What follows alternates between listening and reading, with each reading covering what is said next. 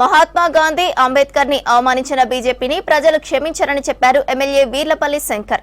రంగారెడ్డి జిల్లా షాద్నగర్ లో జై బాపు జై భీమ్ జై సంవిధాన్ సమన్వయ సమావేశాన్ని నిర్వహించారు ఎమ్మెల్యే.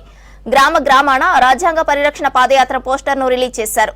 రాజ్యాంగ పరిరక్షణ పాదయాత్ర పేరుతో రాష్ట్రంలో ప్రతి గ్రామ గ్రామాన జాతీయ జెండాతో పాటు రాజ్యాంగం పట్టుకుని ప్రజలకు విస్తృతంగా ప్రచారం చేస్తామన్నారు. రాజ్యాంగం రచించిన అంబేద్కర్ ఆశయాలను కాంగ్రెస్ ప్రభుత్వం ముందుకు తీసుకెళ్తోందన్నారు MLA Veerlapalli Shankar.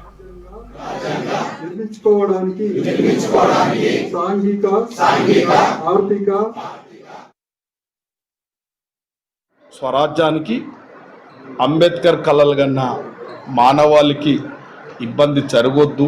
SC ST BC మైనార్టీలకు అనుకోండి, అన్ని మతాలు అనుకోండి, అన్ని ప్రాంతాల ప్రజలకు ఎలాంటి ఇబ్బంది జరగొద్దు అనే ఒక ఆలోచనకు విరుద్ధంగా పోతున్న ఇలా ఒక party, RSS based party Nagpur కేంద్రంగా చేసుకొని ఇవాళ ఒక నీరు కింద చాపలాగా ఇలా పనిచేస్తూ ఉంది. రాజ్యాంగాన్ని అవమానపరుస్తూ ఉన్నారు.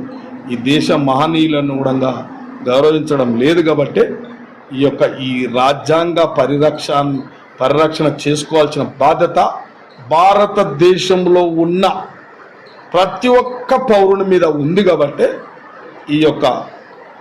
ఏఐసిసి అధ్యక్షులు, కాంగ్రెస్ పార్టీ అధ్యక్షులు మల్లికార్జున ఖార్గే గారు, రాహుల్ గాంధీ గారు జై బాపు జై భీమ్ జై సంవిధాన్ కార్యక్రమాలు తీసుకోవడం జరిగింది.